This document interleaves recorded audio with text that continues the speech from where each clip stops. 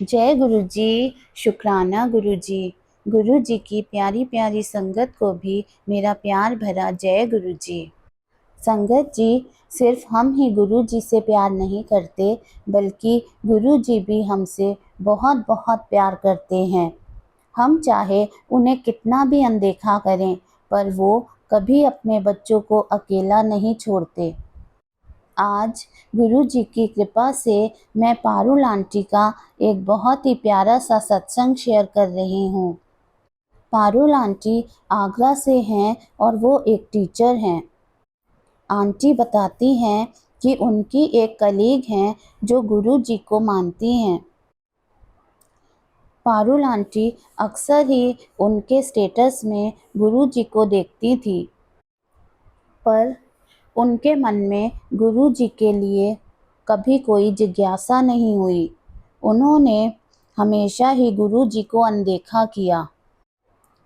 एक दिन अचानक आंटी ने अपनी कलीग को कॉल किया और बताया कि मेरी भतीजी जो 2 साल की है, उसकी तबीयत ठीक नहीं है।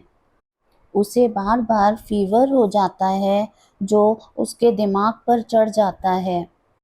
डॉक्टर्स ने उसके कुछ टेस्ट बताए हैं।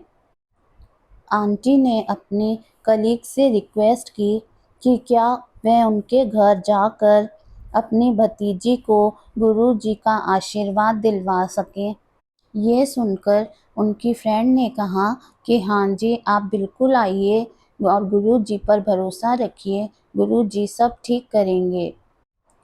अगले दिन ही पारुल आंटी अपनी भतीजी को और अपने हस्बैंड को लेके अपने उन कलीग के घर गईं। उस दिन उनकी फ्रेंड के घर गुरु जी का सत्संग था।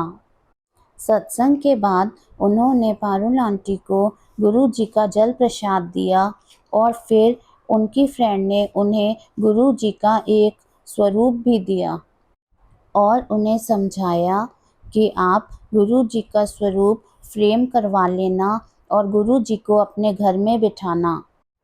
आंटी ने अपनी फ्रेंड से कहा कि बस गुरु जी मेरी भतीजी की रिपोर्ट्स नॉर्मल ला दें तो मैं गुरु जी के दरबार भी जाऊंगी और स्वरूप भी फ्रेम करा लूंगी। फिर आंटी अपने घर वापस आ गईं। फिर 1-2 दिन बाद आंटी ने अपनी फ्रेंड को कॉल करके बताया कि उनकी भतीजी की रिपोर्ट्स बिल्कुल नॉर्मल आई हैं। बस डॉक्टर ने कुछ दवाइयाँ बताई हैं। ये सुनकर उनकी फ्रेंड बड़ी खुश हुई और उन्होंने बोला कि अब आप गुरु जी का स्वरूप फ्रेम करवा लेना।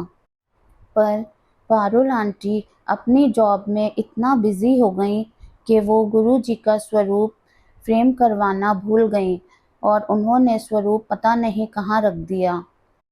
संगत जी, कभी कभी हम अपना काम होने के बाद गुरु जी को भूल जाते हैं, पर गुरु जी तो हमारे पिता हैं, वो अपने बच्चों को कैसे भूल सकते हैं। ऐसा ही कुछ पारुल आंटी के साथ भी हुआ। एक दिन फिर से अचानक उन्होंने अपनी फ्रेंड को कॉल किया। वो बहुत रो रही थी। वो रोते रोते अपनी फ्रेंड से बोली कि प्लीज़ मैम, अपने गुरु जी को बोलो कि सर को ठीक कर दें।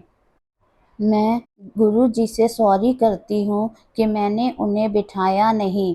अब मैं उन्हें ज़रूर बिठाऊंगी और गुरु जी का सत्संग भी कराऊंगी। वो बार बार रोकर गुरु जी से माफ़ी मांग रही थी। फिर उन्होंने बताया कि उनके हस्बैंड का लीवर ख़राब हो गया है, जिसकी वजह से वह बहुत ज़्यादा कमज़ोर और बीमार हो गए हैं। तब उनकी कलीग ने बोला कि आंटी, आप परेशान मत हो और सर को जल प्रसाद दें और गुरु जी के स्वरूप के आगे जोत जगाओ और अरदास करो। फिर आंटी ने उन्हें बताया कि जो स्वरूप उन्होंने आंटी ने उनको दिया था, वो स्वरूप पता नहीं उन्होंने कहाँ रख दिया और उन्हें मिल नहीं रहा। फिर उनकी कलीग ने समझाया कि आप अब इतना सोचो नहीं और गुरु जी से मन में सॉरी बोलो और अरदास करो, तो आपको गुरु जी कहीं ना कहीं से स्वरूप दोबारा से दिलवा देंगे। नेक्स्ट डे पारुल आंटी ने फिर अपनी फ्रेंड को कॉल किया और बताया कि सर सुबह से अनकॉन्शियस हैं, ना वो कुछ बोल पा रहे हैं, ना कुछ खा रहे हैं और कुछ भी उन्हें होश नहीं है। शाम तक आंटी के हस्बैंड की तबीयत इतनी ख़राब हो गई कि उन्हें हॉस्पिटल एडमिट करा दिया गया। फिर उनकी फ्रेंड रात को जल प्रसाद लेके हॉस्पिटल गई। सर बिल्कुल बेहोशी की हालत में थे, पर आंटी ने थोड़ा जल प्रसाद उनके मुंह में डाला। फिर रात को थोड़ा थोड़ा जल प्रसाद उनके मुंह में डालती रहीं। सुबह 8 बजे तक सर को होश आ गया और गुरुजी की कृपा से वो थोड़ा सा नॉर्मल हो गए। फिर उनके कुछ टेस्ट होने के बाद उनको सुबह ही छुट्टी मिल गई। फिर अगले दिन आंटी उन्हें जयपुर लेके गईं, जहां उनके ट्रीटमेंट चल रहा था। और अब आंटी को गुरुजी पर बहुत भरोसा हो गया था। जैसे जैसे आंटी सर को जल प्रसाद दे रही थी, वैसे वैसे उनकी कंडीशन भी सुधर रही थी।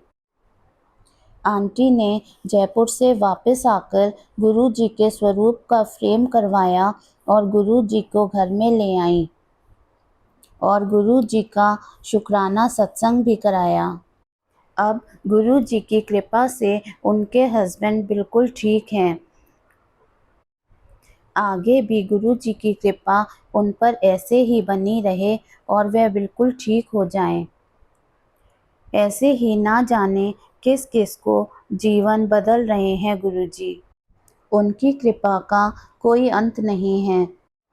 गुरुजी की कृपा हम संगत पर ऐसे ही बरसती रहे और हम उनके द्वारा किए गए चमत्कारों को, उनकी कृपा को ऐसे ही आगे बढ़ाते रहें। जय गुरुजी, शुक्राना गुरुजी।